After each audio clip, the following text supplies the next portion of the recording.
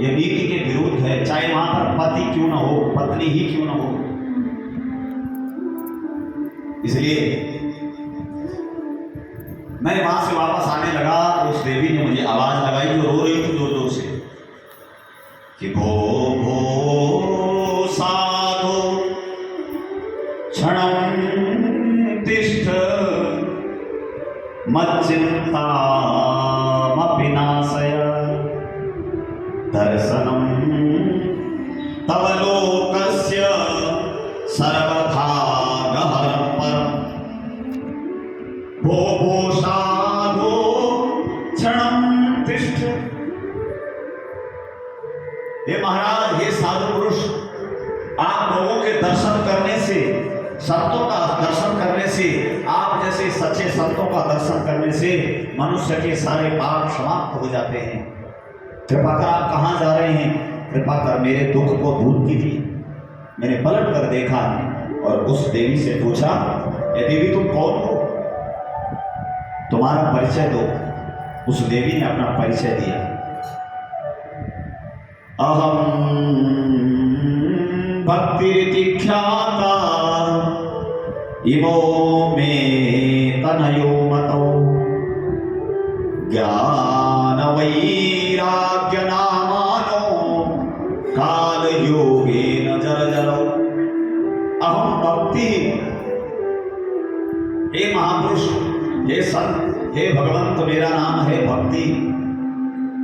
और मेरे गोद में जो दोनों अचेत पड़े हैं, मूर्छित अवस्था में हैं, ये मेरे दो बेटा हैं, जिनका एक का नाम है ज्ञान, दूसरे का नाम है वैराग्य। ये दोनों काल योगेन जर्जरो। हे भगवान, आप देखो कि समय की ऐसी मार है, समय का ऐसा संयोग बना है कि मैं इनकी माता अभी जवान हूं, तरुणी हूं, और ये मेरे दोनों पुत्र हैं, दोनों बूढ़े हो गए हैं, न आंख खोलते हैं, अचेत अवस्था में हैं। और ये जो चारों ओर स्त्रियां मेरे चारों ओर हैं, गंगाद्या सरितश्चैव मत्सेवार्थं समागता। ये गंगा आदि नदियां हैं जो मेरी सेवा करने के लिए यहाँ मेरे दुख में मेरा सहयोग करने के लिए यहाँ पधारी हैं। कोई मुझे पंखा जल रही है, कोई मेरे चरणों की सेवा कर रही हैं। इसलिए हे भगवान, आपको लगता होगा कि किसी भी अनजान स्त्री पर भरोसा नहीं करना चाहिए, किसी अनजान पुरुष पर जल्दी से भरोसा नहीं करना चाहिए। तो सुनो मेरा गोत्र, मेरा खानदान, कि उत्पन्ना द्रविड़ेशाहं वृद्धिं कर्नाटके गता। मेरा जन्म द्रविड़ देश दक्षिण भारत में हुआ।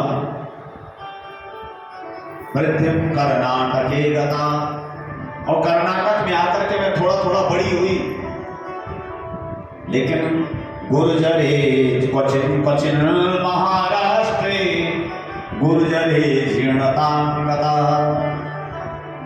थोड़ा थोड़ा महाराष्ट्र में जाकर के मैं बढ़ी, लेकिन जैसे ही मैं गुजरात में पहुंची तो गुर्जरे जीर्णतां गता। गुजरात में जाकर मैं पुनः जीर्ण शीर्ण हो गई। और जब मैं दुर्बल हो गई तो मैंने सोचा कि मैं यहां से निकलती हूं। तो तब मैं वहां से भागे भागे आई और वृंदावन में आई। तो वृंदावनम पुरम प्राप्य नवीनेव स्वरूपणी।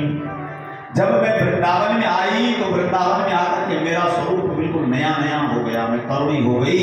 लेकिन जो ज्ञान और वैराग्य मेरे दो पुत्र हैं, ये वृद्ध हो गए, अचेत हो गए। इसलिए अब मैं सोच रही हूं कि इस भारतवर्ष को छोड़कर मैं विदेश चली जाऊं। बोलो राधे राधे।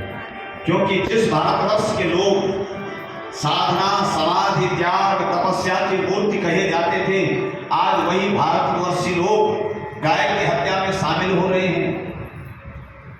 वही भारत के लोग गंगा की महत्ता को नहीं समझ रहे हैं। इसलिए इस भारत में रहने का कोई फायदा नहीं। उससे अच्छा तो पेरिस में रह रहे हैं, जो अपनी नदियों का बड़ा ख्याल करते हैं। इसलिए ये भक्ति कह रही है, इस दिन भारतवासियों की यही हाल रहे तो मैं विदेश जाने वाली हूं। नारद जी ने कहा, हे देवी, तुम चिंता मत करो, मैं तुम्हारे दुख का